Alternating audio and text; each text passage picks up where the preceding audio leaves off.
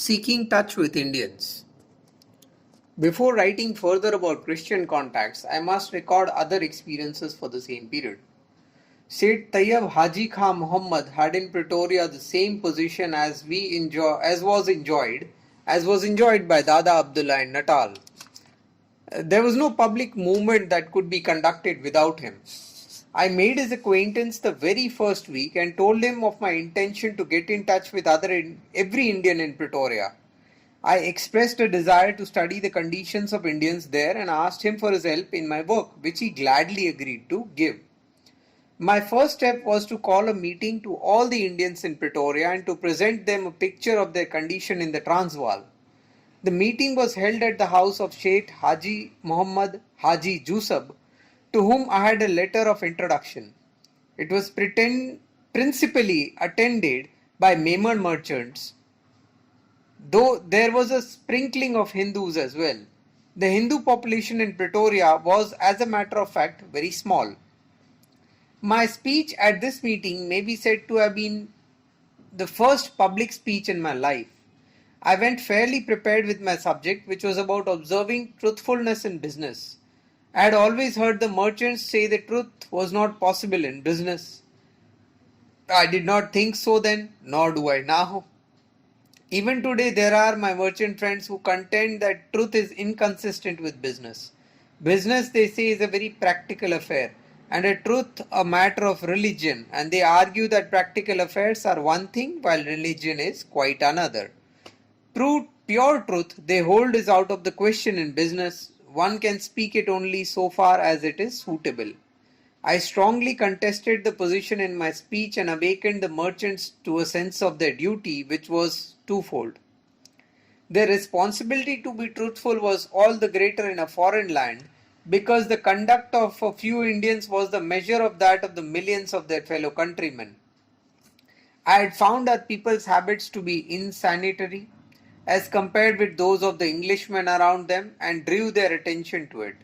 I laid stress on the necessity of forgetting all distinctions such as Hindu, Musalmans, Parsis, Christians, Gujaratis, Madrasis, Punjabis, Sindhis, Kachhis, Surtis, and so on. I suggested in conclusion the formation of an association to make representations to the authorities concerned in respect of the hardships of the Indian settlers, and offered to place at its disposal as much as of my time and service as were possible. I saw that I made a considerable impression on the meeting. My speech was followed by discussion. Some offered to supply me with facts. I felt encouraged. I saw that very few amongst my audience knew English. As I felt that knowledge of English would be useful in that country, I advised those who had leisure to learn English. I told them that it was possible to learn a language even at an advanced age, and cited like cases of people who had done so. I undertook besides to teach a class if one was started on, or personally to instruct individuals desiring to learn the language. The class was not started, but 3 young men expressed their readiness to learn at their convenience and on condition that I went to their places to teach them. One of these two were Musalmans, one of them a barber and other a clerk, and the third was a Hindu, a petty shopkeeper. I agreed to suit them all. I had no misgivings regarding my capacity to teach. My pupils might become tired, but not I. Sometimes it happened that I would go to their places only to find them engaged in their business, but I did not lose patience. None of the 3 desired a deep study of English, but 2 may be said to have made fairly good progress in about 8 months. 2 learnt enough to keep accounts and write ordinary business letters. The barber's ambition was confined to acquiring just enough English for dealing with his customers. As a result of their studies, 2 of the pupils were equipped for making a fair income. I was satisfied with the result of the meeting.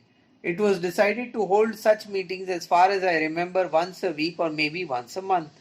These were held more or less regularly, and on these occasions there was a free exchange of ideas.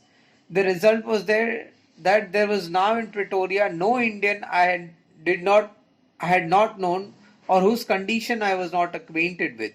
This prompted me a turn to make the acquaintance of the British agent in Pretoria, Mr. Jacobus de Wet. He had sympathy for the Indians, but he had a little influence, very little influence. Now, he had very little influence as such. However, he agreed to help us at the best he could and invited me to meet him whenever I wished. I now communicated with the railway authorities and told them that even under their own regulations, the disabilities about travelling under which the Indians laboured could not be justified. I got a letter in reply to the effect that first and second class tickets would be issued to Indians who were properly dressed. This was far from giving adequate relief, as it rested with the station master to decide who was properly dressed. The British agent showed me some papers dealing with Indian affairs. Tayyab Seth had also given me similar papers. I learned from them how cruelly the Indians were hounded out from the Orange Free State. In short, my stay in Pretoria enabled me to make a deep study of the social, economic, and political condition of the Indians in the Transvaal and the Orange Free State.